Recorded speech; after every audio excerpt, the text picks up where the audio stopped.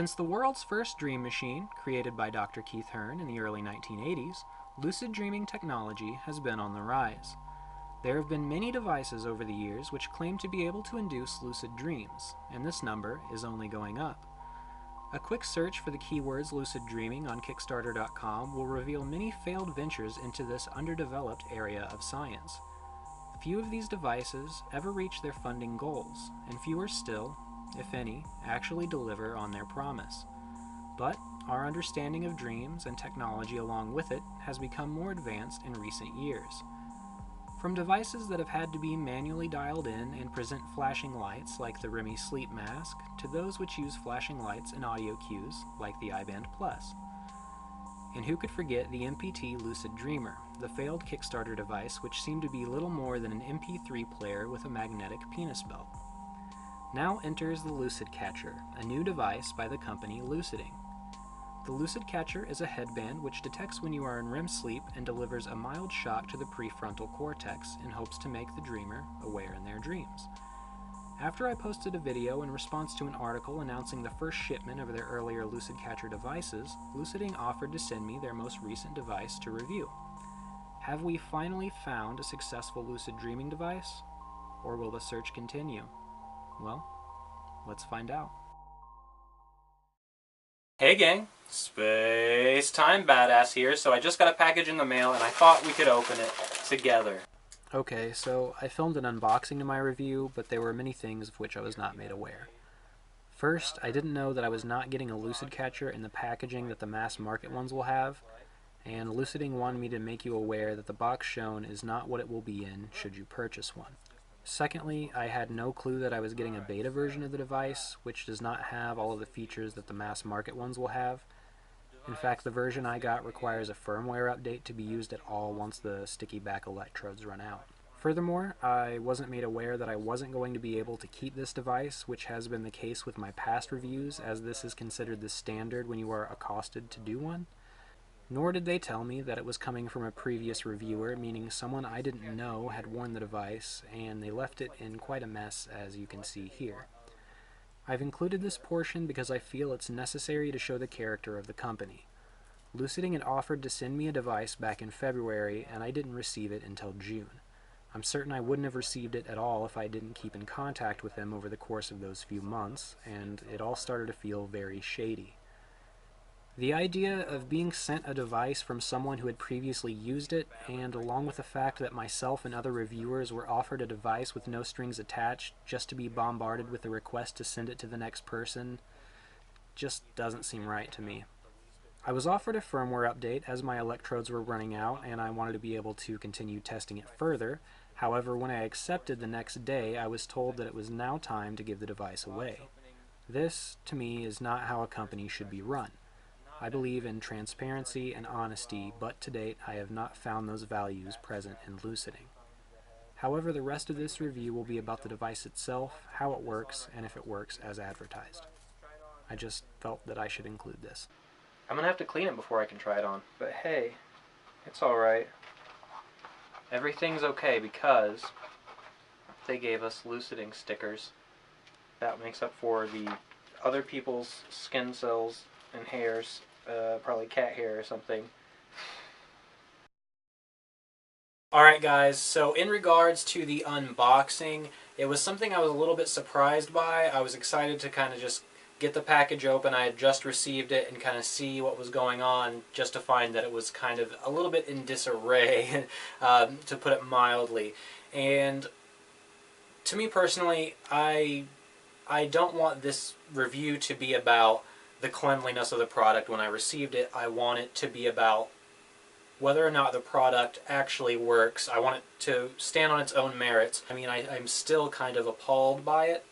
However, I'm not going to let one person's error potentially just completely color the review that I would possibly give from that. So for me, from here, is complete forgiveness for the condition in which I received the item. It would have been nice to get a nice shiny new item, but I realize they're probably sending these around, having multiple people test them, and who knows if one person might be required to send it to the next or something like that. So it could have not been the company as a whole's issue, but it was an issue with me, and I certainly hope that other people don't have that experience. So moving along from that, I thought that it would be nice to start this out with sort of a tour of the Luciding device and how it is put on and operated. So here we have the assembled LucidCatcher device. It is a 3-piece device, and it is designed, rightly so, to be easily operated while it's already on your head.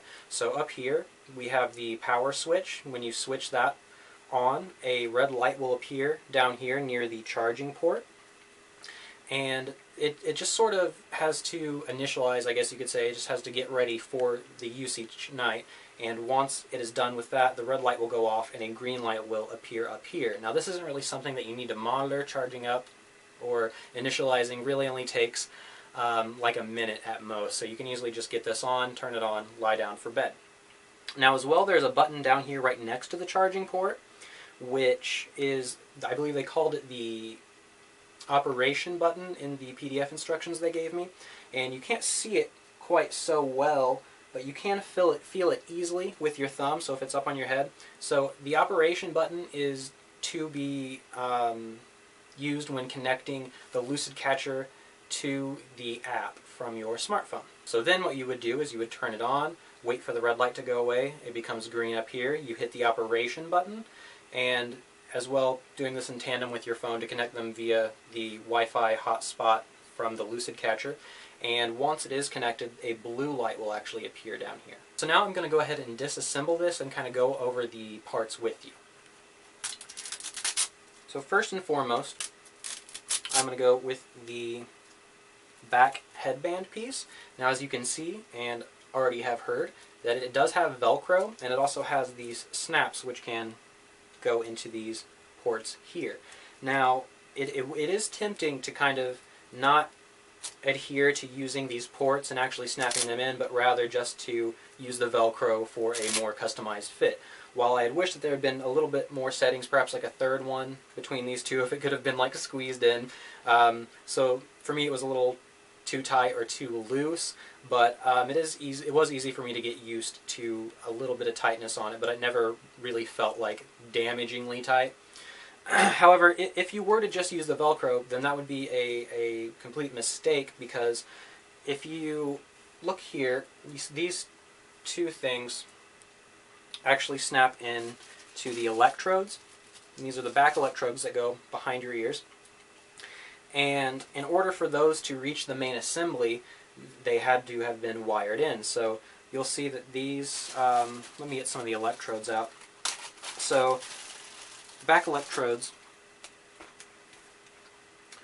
you see, have the same thing here. So these snap in, and then there is a wire that goes from here and down to either side. I doubt you can really see it, but there is a wire going through, which means that the wire, the circuit is completed from the input here behind the ear, snaps into place, runs up the wire into this, and is actually a contact to complete the circuit to the device so that the back electrodes can receive feedback. In here you see the port where the main assembly attaches to the headband and electrode assembly.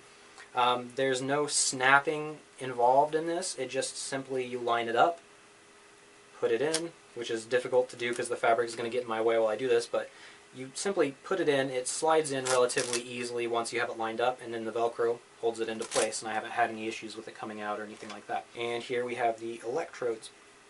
And this is to be placed on your forehead, and you have to have all of the hair out of the way, and that sort of thing, and you just simply attach it like so. Now, as far as how high, how low, is really, I think, going to be a really different thing per person. You know, all different forehead sizes and such, but at times I have found it coming down a little bit close to my eyebrows, but you don't really want that necessarily, because this electrode here is kind of low, and this one as well, so it won't properly hit, I wouldn't think, if it starts to go over your eyebrows, because the hair does stop that. In the instruction manual it did say to make sure that there is no hair in the way. Of course, the final main assembly we've pretty much gone over. Here is the back of it. It is an interestingly shaped thing, and it is mostly soft. There is a bit of circuitry running mainly through the center of it. You can feel the circuit board in there, but down through here there's just a lot of padding and softness. And I'm going to actually go ahead and attempt to put this on now for you, so you can kind of see what it looks like and what to expect. So what I've done is I generally snap it in, make sure that it is securely in there. I will make sure I have no hair in the way, and I have my hair tied back, as I never do. But I did it for this device, and I will attempt to, without a mirror, make this snap into the correct place. Now the Velcro has stopped me in the past, and I've had some difficulty without a mirror trying to get it in the correct spot, because the Velcro will stop me at a point and it won't actually snap. Click! Oh my god, did you hear it snap? Oh my god, yeah, wow, I heard it snap, wow. That was loud. Okay, so here we have the device. Here's kind of what it looks like. It is quite bulky, but it's not really a problem. For people who sleep on their back a lot, it will be the easiest to deal with. But if you're a front sleeper, I wouldn't deal with this so much. You'd have to have your head very, very turned for this. I'm a side sleeper, and I haven't had a problem with sleeping on my side from it in the slightest.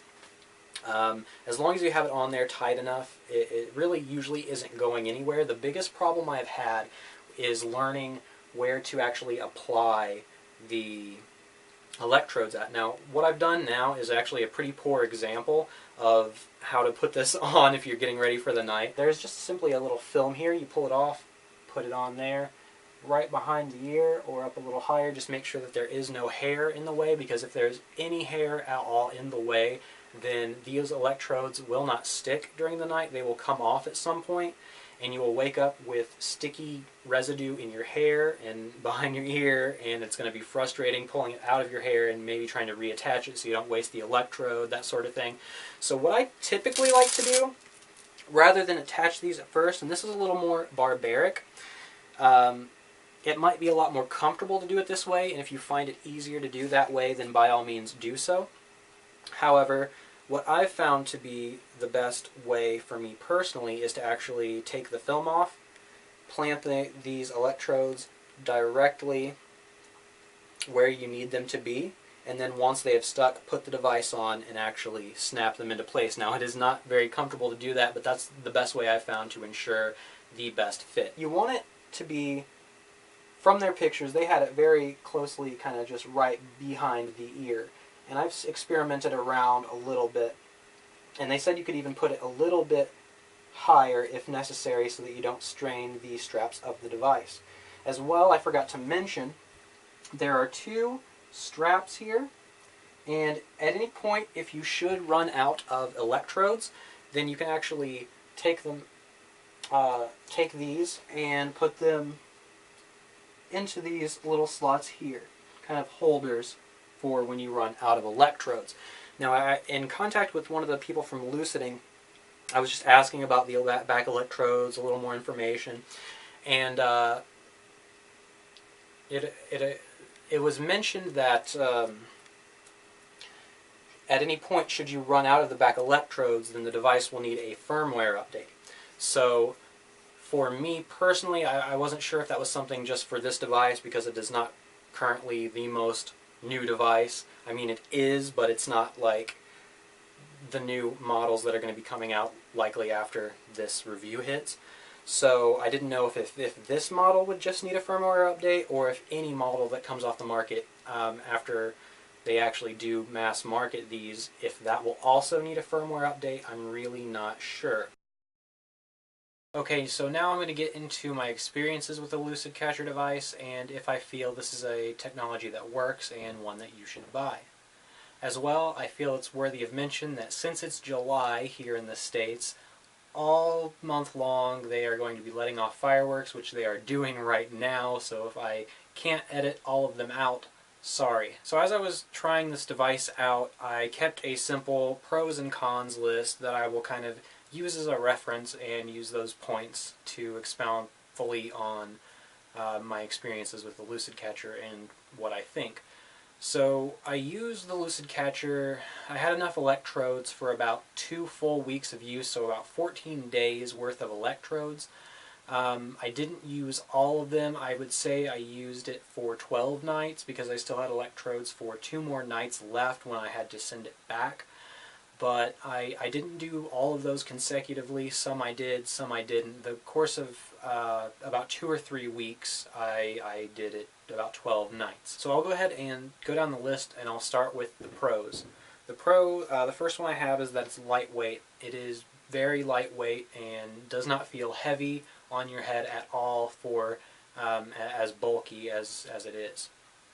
Secondly, secure fit. It is a very secure fit. Now, I think I might have mentioned in my demonstration of the device that I did have some trouble figuring out where exactly to place the back electrodes, but once I got a handle on that a little bit better, it no longer became an issue where I would wake up and it would be, it's stuck in my hair or off completely. So if you don't place the electrodes right, and this will take some time to get used to it, you're likely going to waste some electrodes because the version I got did not work unless those were attached, and they would come off in the night if it's not on right. As well as they leave a sticky residue that I was not a fan of. I did notice on the first night that I used it, I had more vivid dreams that night, and I actually had dreams where I was questioning back to previous occurrences in the dream, which never happens for me even when I go lucid. I don't go lucid because, well, that was very strange, or I remember to do a reality check or something like that in the dream. I just have this knowing that I'm dreaming. I'm going about my business, and suddenly I'll realize that I'm dreaming when I lucid dream, naturally. But with this, I did notice a higher dream awareness. On the first night especially, it happened 1 or 2 more times where, with 1 or 2 more uses rather, where I was in a dream and then I thought back and I was on the cusp of going lucid, but I didn't. But I just thought that was interesting. It did seem to heighten my dream awareness those few times. Out of that, I would say it was probably 2 or 3 nights where that happened out of 12, where I kind of questioned a little bit. I did get 1 lucid dream from this device, so I can't remember if it was on a consecutive night or if it was just one of the sparse ones. I think it was on when I was doing it consecutively. But this isn't something that I'd want to use every night, since it shocks the prefrontal cortex and as yet untested. So I think there is some potential here for something good, but 1 out of 12, a 1 in 12 chance of going lucid is not really something that I'd say is what you would want in a perfected technology. But I'm going to go ahead and move over to the cons. Of course, I got a used unit, kind of shitty. The second con is poor instructions. So this will likely change, hopefully.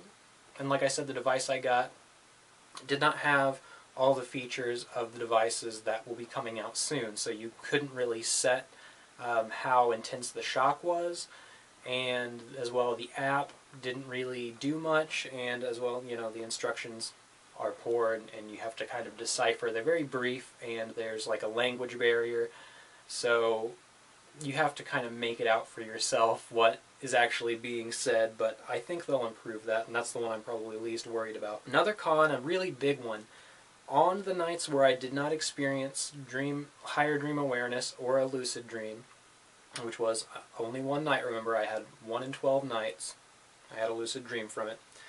I was awoken by shocks, particularly the first night. The first couple of nights you will likely be woken up immediately from the shock, and I woke up with a start. And the reason I say that you will likely is because I talked to Gio, who's also reviewing the device, and on his first night, he mentioned that he also awoke with a start. So imagine me excited to have a lucid dream, asleep in my bed with the LucidCatcher on, and then the second I get into REM sleep, I am immediately woken up like that. I went from sleeping to sitting up in no time at all, and it was not it didn't hurt per se, but I just woke up very quickly as if I should be quite alert.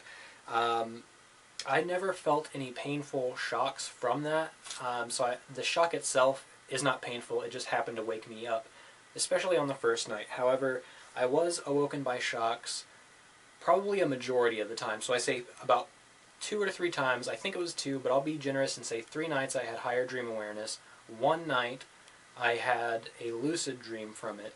So that leaves us with a total of 4, so 1/3 of the time that I used LucidCatcher did I feel that something was happening, and for 2/3 of that time I was woken by shocks. In fact, I was awoken, I'm convinced I was awoken every time I hit REM sleep when I was wearing it.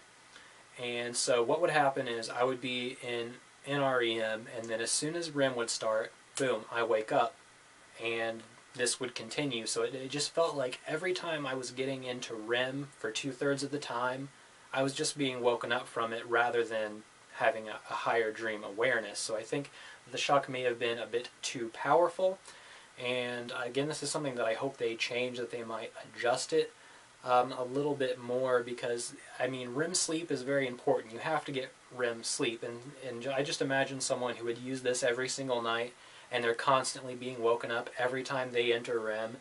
That's not healthy. That's something is out of whack here. Another con is there was a learning curve for the use, so it's not just you put it on and then that's all you have to do. You're going to have to mess with it a lot. You're going to have to experiment around with the electrode placement and really make sure that you know how to get all of the connections very secure and everything, make sure you can get everything how it's supposed to be. So you will have to learn how to use this device. It's not just set and forget. Another thing is that I think it does require timing. As for that timing, I didn't have it long enough to keep really good track of when I was putting it on, when I was falling asleep, when I was getting up, that sort of thing, so I could know where I should time it. But I believe you should most definitely time it probably after a wake back to bed, I would recommend. So whenever you ordinarily would get up for a wake back to bed, then just put the device on and go to sleep as usual, and that would probably be the most effective, although everyone is different, so this is something you'll probably want to mess around with and experiment with as per usual with lucid dreaming, but it will require timing. Another thing which kind of concerns me, which is a con, is every single time that I wore this device, when I woke up in the morning, my eyes were kind of hot. I wouldn't say burning, but my eyes just felt incredibly warm when I would wake up for the day. Now, the main thing that I was initially concerned about is that the electrodes being pushed to the head might cause, like damage or something like that, or just be uncomfortable. But my primary concern now is just looking back when I had used it, like every single time I used it, my eyes were warm when I woke up for about 30 minutes to an hour. And that leads me to believe that something kind of is not right. I don't know if that's normal or not, but I didn't really appreciate that. And perhaps again, if the voltage were a little bit lower, then that might not have been an issue. But yeah, when I would use it and then I would not use it the next day, I would wake up and my eyes wouldn't burn that day. So I know for a fact it is from the device, but that definitely worries me.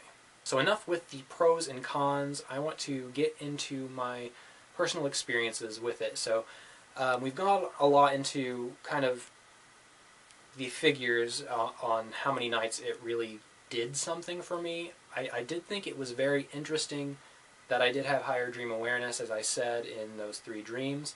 The time I went lucid, I did not notice a greater level of lucidity versus when I go lucid naturally. In fact, quite the opposite. When I go lucid of my own accord, I have a pretty good level of lucidity. However, with the LucidCatcher, I would say that my level of lucidity was actually lower than it ordinarily is when I make the realization. I don't particularly know what would account for this, other than probably brain chemistry. So the LucidCatcher brought me to a state of awareness through a different means than my brain chemistry and the realization itself would have in other circumstances. So I think that might be it. Or it could just be a flip of the coin or a roll of the dice. You know, sometimes you get higher and lower levels of lucidity, rather. So I didn't have enough lucid dreams off of it to be able to compare that one with others from the LucidCatcher. But the lucid dream I had, it was just an ordinary dream, and then I'm walking down the street in the middle of it, and then I become lucid, and then I stabilize, which helps a little bit, of course. And so I decide that I'm going to do something that I've been afraid to do in the past, and that's go to space. So I flew to the moon, in fact, and as I stand on the moon, I look around and I realize it's this disc. The moon is a disc, it turns out. And then I think, well, this is very cool. But I would have rather preferred that the moon be spherical and that I could walk around on its surface instead of being confined on this plane.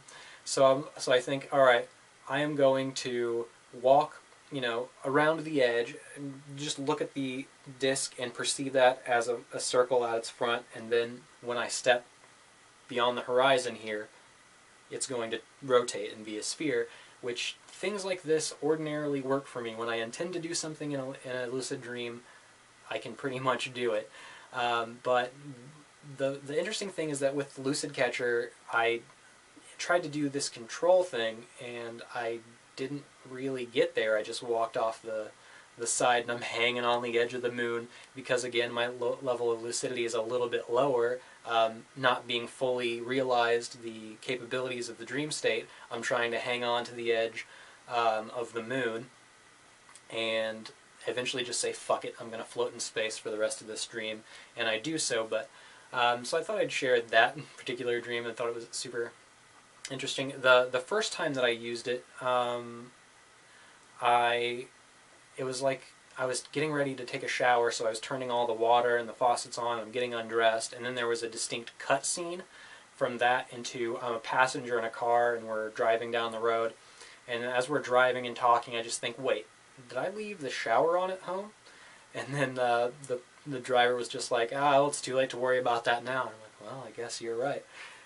So I didn't go lucid from the first time, but it's so interesting. That's the most interesting thing, is that it made me actually think back in the dream, which I never do. But the fact, even when I became lucid from it, that lucid dream itself was not really that impressive compared to the lucid dreams that I ordinarily have with the slightly decreased level of control and slightly decreased level of lucidity. So that encompasses my experiences. Now, do I think this is something you should buy? I would say it's up to you, man. Like, your money's your money.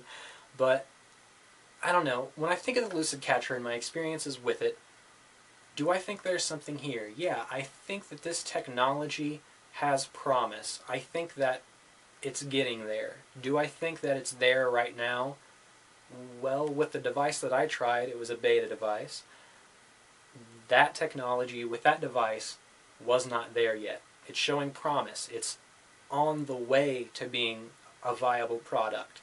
However, I don't know how the beta device is going to compare to the new devices that they just got funded to mass produce.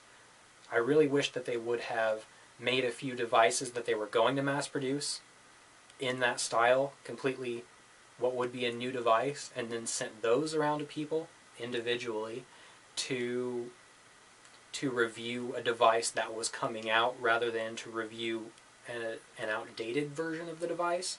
Didn't really make sense to me. So, I mean, really, I can't say whether or not the upcoming LucidCatcher devices, whether the technology is going to be on point with that or not. I don't know if it is going to be something that you should buy, because I simply haven't tried it. I tried an outdated product. I would assume, though, just my assumption, first thing I would assume, I would probably say, well, if you can change the strength of the shock and it has all the features that they say it will have, then that technology could potentially be there. It could be a viable product. However, another thing that I think is that if their upcoming new devices were so much different from the beta device that I got to test, they would have just sent me a new one. So I guess that's something you'll have to make up for yourself. Would I personally give them $350 for the device that I tried, the beta device?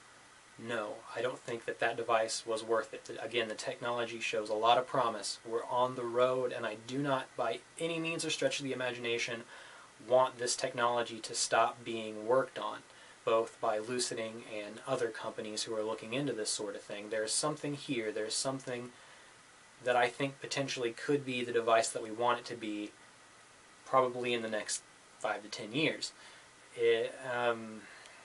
But as far as this device, I'm not sure. Honestly, the beta device, no. The device that I tried, it's not there yet. The upcoming Luciding device, couldn't tell you.